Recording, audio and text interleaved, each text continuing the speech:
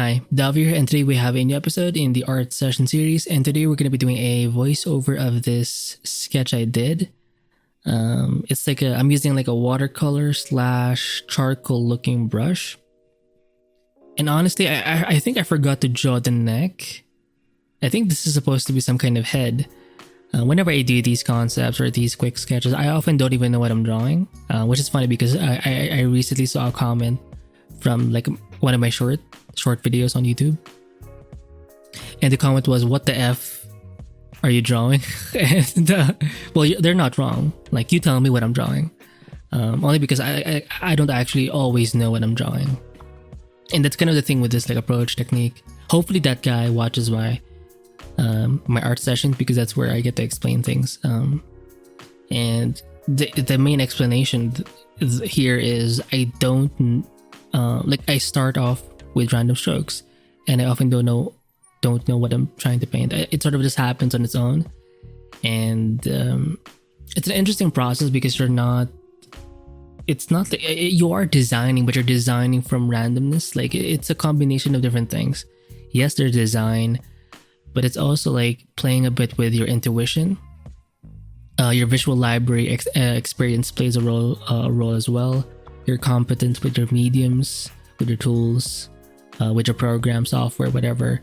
Like, it all plays a role. Even the way or how long you paint. For me, a lot of these sessions are like 10 minutes, maybe less, 5 to 12 minutes, around that range. So the quickness of it also influences how the time limit influences the way I paint. I had a point, but it's lost now. But the point is, this kind of approach is kind of random, but in a way, that kind of sense of uncertainty when you're painting is what makes it sort of interesting, and what helps you to sort of keep going, because you don't even know what's coming up next, right? So in a way, you're sort of anticipating like what could happen if you just keep moving or pushing your work forward.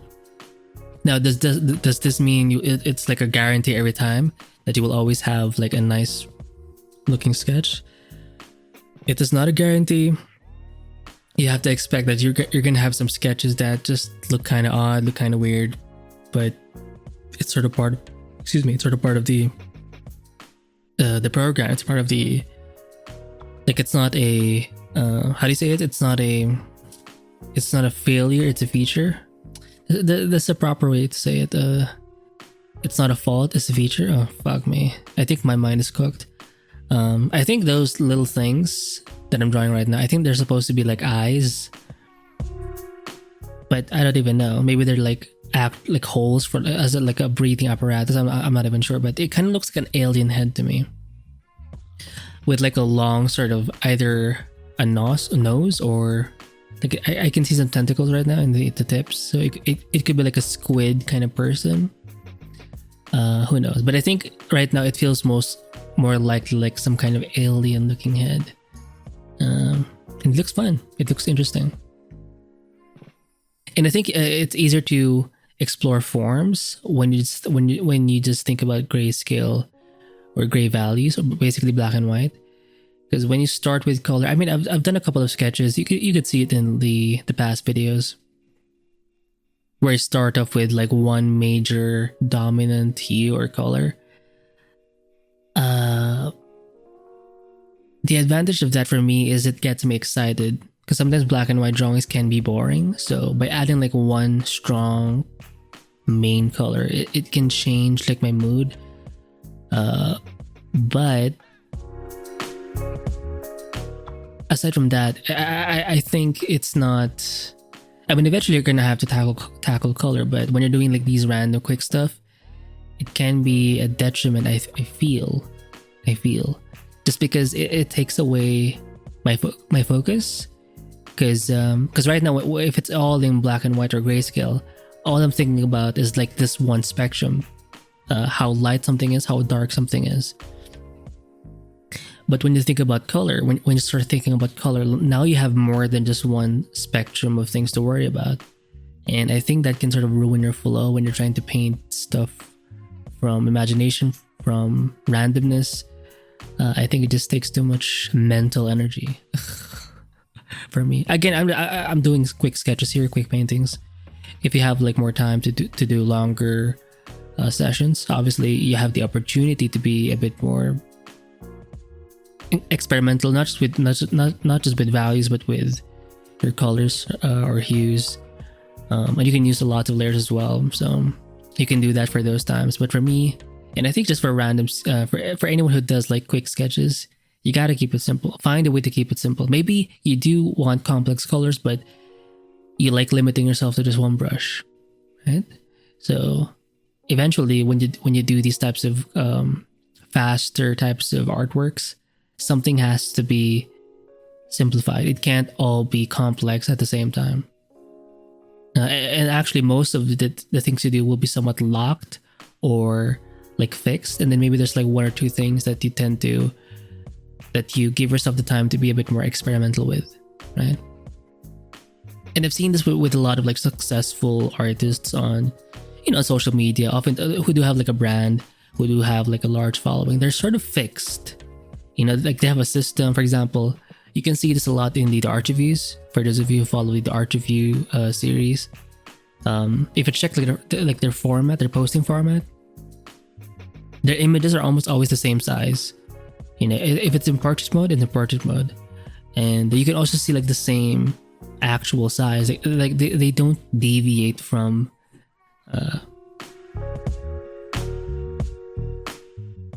that specific format. It's sort of locked. Also, like the poses, like you can tell for some artists, they simply focus on more like pin-up like style, basically from some do like head to toe, some do head to like halfway to the knees, some do head to like the halfway to the torso. Like it depends. Some do only feet stuff, which I like. Some do short comics. Some do more complex comics, like doujin types of, or doujin level of. It's a kind of artwork you would see on hentai, and that's actually like popular, right? So you want to be able to have like these fixed things, and it's not a bad thing. It may feel like, oh, you're kind of boring, but that having that limitation, that will actually help you improve even more, because once you have this like set of limitations, it's kind of acting like a barrel of a gun, where it's concentrating, it's sort of molding you to go into this one direction. But it is through that you will gain the most power, right? So don't be afraid don't be shocked, don't shy away from having limitations. Your limitations actually help build you up faster and further. It may feel like, it's a detriment, or you're not being as diverse, because that's kind of a thing that's, I think, over taught in like the art space. You want to have diversity in your work, and I'm like, no. Look at the best artists. Are they that diverse? The answer is no. They kind of stick to the same things, and those things oftentimes are the things that they just like doing, right?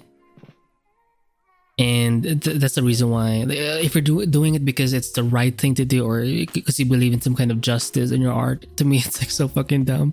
Because we've seen this. I'm not sure if these are just kids, but it's the idea. For example, I featured a couple of artists in the art review playlist or series where they pretty much just focus on like anime girls, just pretty faces of anime like characters, mainly women. Pretty much like 99.9% are just girls.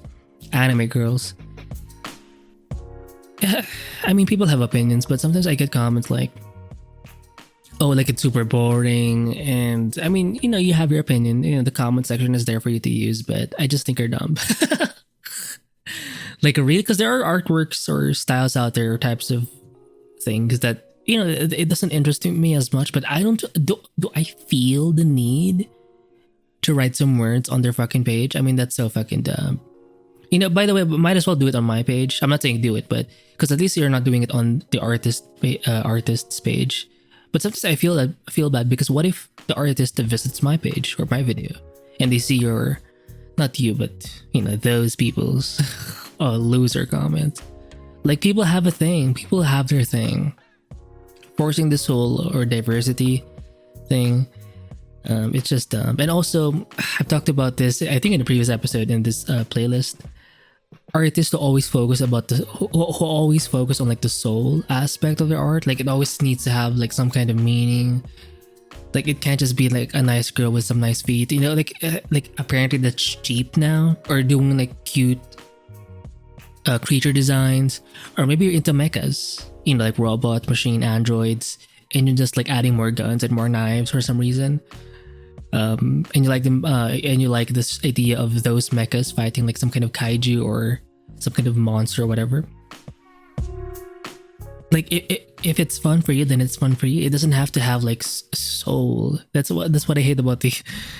I have certain like gripes about the art space, and it's these types of like muscle people.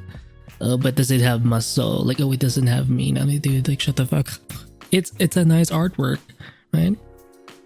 Even I can admit that when I see an artwork or an illustration that's AI, like I can even see in the profile, in the bio, they use like, you know, stable diffusion or whatever. I can still judge an image as an image, and that image is aesthetically pleasing, and that's it. It doesn't have to have meaning. I'm not saying it's equal to say an actual painting done by an actual like person. I'm not saying that, but I can still see that AI, what you call slop, as, you know, it's kind of hot. Or it looks good, you know, it seems to work. Whatever they're doing, it seems to work, and that's it. I'm not saying I'll start doing it. I'm not saying I'll stop drawing or painting. I'm not saying there aren't like ethical, whatever, environmental stuff which people talk about. That's not my main concern when I look at images. To me, it's I see something. If I like it, I like it. And that's it. But my issue is with the there must be a term for it. It's like the moralization, or the I just call it the muscle people. Oh, it's muscle. You don't have soul, or you're losing your artistic soul. I mean, dude, come on, relax. You know, I get it. You know, there's an emotional aspect to art, but sometimes it's just fun, and sometimes you just do it out of habit, and it's cool. Art can be cool as well. It's not always about the. It's kind of like, you know how you're supposed to like a person for who they are, right? You know, about the soul. Oh, you love their soul. Or maybe just find them attractive. I mean, is that a bad thing? It could be both. It could be both. But to always like go for the muscle route, it's like, come on, like fucking relax. Like, yeah, I have a heart, but I have a brain too, and I have something in between my legs. If it gets turned on, it gets turned on. Muscle, you know? Anyway. I'm sorry for the rant. Right? And especially if you're trying to like monetize your artwork in some way, whether prints, maybe you do convention. I'm following this artist, or a couple of artists like do conventions. I don't do conventions. I don't go out. I'm a very like homebody kind of person, but that's how they make their living. You know? So if they have to market themselves and put themselves out there, then how about you leave them the fuck alone? Oh, you're losing soul when you're trying to do business. Well, I'm not no one is planning to starve but you, bitch. I'm sorry. I'm just tired of this fucking like, oh, Jesus. It reminds me of that, well, I won't say it, but there was a YouTuber. Well, to be fair, I did get their point. They were talking about like the pyramid scheme something. I don't want to mention the art because I feel like I'm adding like, because I get the vibe. Maybe the wording was just wrong, but there is some truth in their meaning. It feels like if you're trying to sell, for example, if you're trying to sell a course on how to be successful. I mean, it's a common thing in pretty much in most marketing spaces, but your main income is selling that course on how to be successful. It's kind of like it's not good. It's not a good look. So I do get that part, but to the point where you're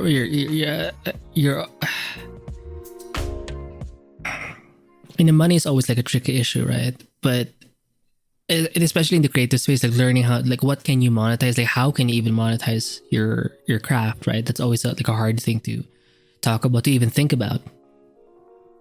But it's definitely something that is limiting, and it's annoying to like. I don't even bring it up.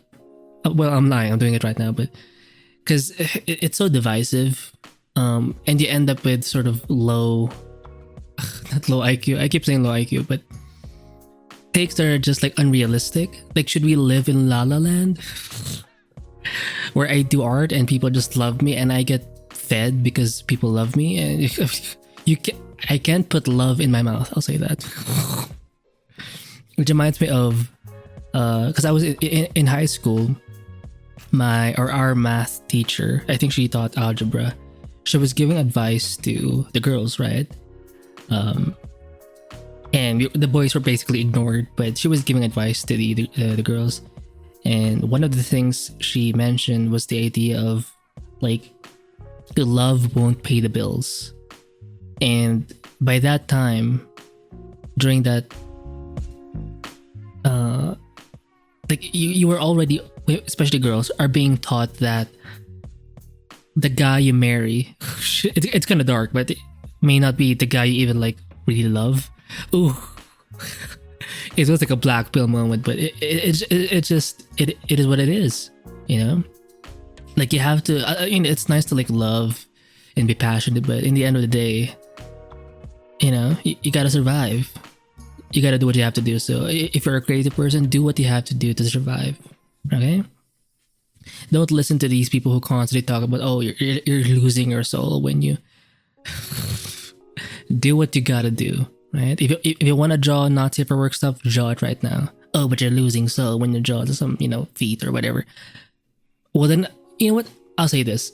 When people insult you this way, just accept it. Say yes. Yes, I'm disgusting. Yes, I'm perverted. Yes, I'm a sellout. Just say yes. I'm not saying sellout like, you know, like given to the powers that be. That kind of sellout is like different, but you know, hopefully you get my point. I think I've rambled too much, but yeah. So enjoy this random weird looking alien, and yeah, I'll see you in the next episode. So yeah, more rants to come. Bye.